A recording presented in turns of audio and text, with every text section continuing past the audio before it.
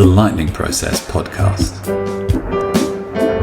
Using the tools of the mind-body connection for health and happiness. Hi, Dr. Phil here. Today I'm talking about long COVID and some research. And this research I was actually involved in at least writing the paper.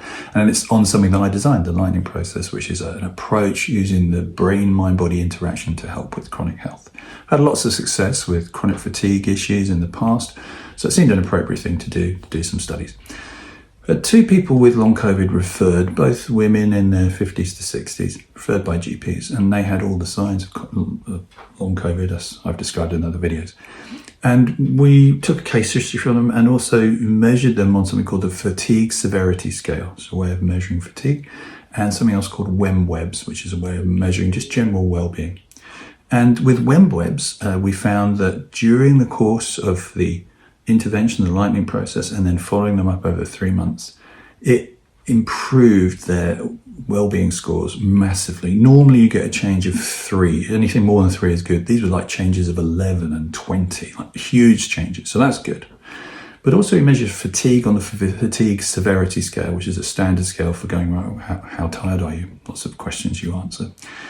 And what we found was that their fatigue dropped, from levels of like 6 to 2 or from 3 to 1 in these two cases. So again, big changes, the kind of changes that speak of, well, I don't have fatigue anymore. And we also took information, what happened? Did you go back to work? And the changes that happened as a result were really good, like they were going back to wellness. Now, this is what's called a case history study, something you do very early when you do research to kind of go, what are we getting here? Are we seeing signs that something's happening? You can't say as a result of this, this works for everybody. All you can say is, this is interesting, we need to do more research. And that's obviously the next research goal is like, well, there's something going on here, at least for these two people. We've measured things in interesting ways. We need to look at this further. And once again, you look at that compared to the CBT study, it's like, well, there's something happening here. There are people making change. And what do we notice in both these studies is that it's non-pharmacological. They're not using medicine, they're using some way of using their brain to affect their body. So this, again, like the yoga study I talked about last time, makes us think, okay, maybe we have to rethink how we're thinking about health and solutions. Maybe we need to expand and consider other ways. Instead of just, I take a pill for this, are there other ways to help with this?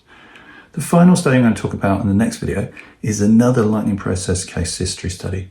Very brief one, but useful to add to the collection that says, actually, people are getting well. So what can we learn about this? See you on the next one.